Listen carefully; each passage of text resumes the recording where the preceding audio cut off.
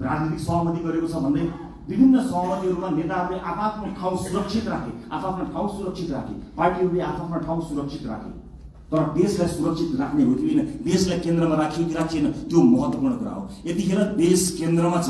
देशले देखेको सपना हामीले पुरा गर्ने हो। तपाईको र मेरो मन्त्री प्रधानमन्त्री बन्ने सपनाको भारी यो देशले, यो समाजले बोक्दैन। मेरो सपनाको भारी बोक्नको लागि यो समाज बाध्य छैन, तर यो समाजको सपनाको भारी तपाईँ हामीले बोक्ने हो। त्यसका लागि तपाईँ हामीले मत दिएर सामान्य कुरा होइन। यहाँ शहीदकी आमा छिन्, ध्यान दिनुहोला।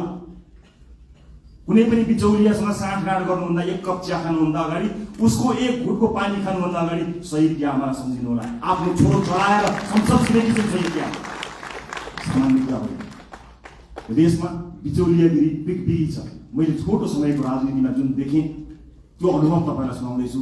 तपाईँहरूलाई विचलित बनाउन, तपाईँलाई प्रभावित बनाउनको निमित्त मानिसहरू दौडन्छन्। देशको परिस्थिति यस्तो छ कि सरकार बनेको बेलुकाबाट एउटा समूह सरकार ढाल्न सक्रिय रहन्छ। बनेको दिनबाट प्रत्येक पटक हामीले अभूतपूर्व जनमत प्राप्त गरेका छौँ। त्यो अभूतपूर्व जनमत प्राप्त गरेसँगै अब यिनीहरू बिच फाटो ल्याउन सकिन्छ कि भनेर ठाउँ ठाउँबाट प्रयास भएको तपाईँहरू हेर्नुहुन्छ होला नि। समाचारभित्रका नियतहरू पनि हेर्न सकिन्छ नि कहिले। त्यस्ता ठाउँबाट हामी बच्नुपर्छ। हामीलाई फुटाउने, हामीलाई गिराउने, हामीलाई गलत गराउनेहरूको बिगबिगी छ। हामी विरुद्ध पनि धेरै मत आएको छ, लाखौँ भोट छ नि, जसले हामीलाई भोट दिएन। अनि विभिन्न नेताहरू छन्। प्रतिपक्षीको कमी रहँदैन, विरोधीहरूको कमी रहँदैन। फरक के थियो कि हामी कति बलियो छौँ।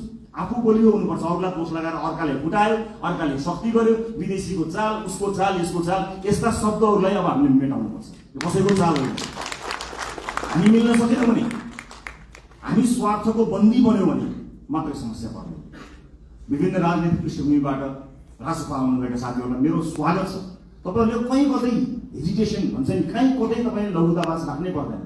मलाई पुरानो पार्टी भन्छन् कि अथवा पुरानो पार्टीहरूलाई गाली। राजनीतिक सहमति गरेको छ भन्दै विभिन्न सहमतिहरूमा नेताहरूले आफ्नो ठाउँ सुरक्षित राखे, आफ्नो ठाउँ सुरक्षित राखे, पार्टीहरूले आफ्नो ठाउँ सुरक्षित राखे। तर देशलाई सुरक्षित राख्ने हो कि होइन, देशलाई केन्द्रमा राखियो कि राखिएन, त्यो महत्त्वपूर्ण कुरा हो। यतिखेर देश केन्द्रमा छ। देशले देखेको सपना हामीले पुरा गर्ने हो। तपाईँको र मेरो मन्त्री प्रधानमन्त्री बन्ने सपनाको भारी यो देशले, यो समाजले बोक्दैन।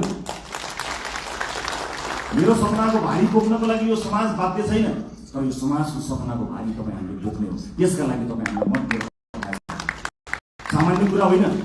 यहाँ शहीदकी आमा छिन्, ध्यान दिनुहोला। कुनै पनि बिचौलियासँग साँठगाँठ गर्नुभन्दा, एक कप चिया खानुभन्दा अगाडि, उसको एक घुटको पानी खानुभन्दा अगाडि शहीदकी आमालाई सम्झिनुहोला। आफ्नो छोरो चढाएर संसद छिरेकी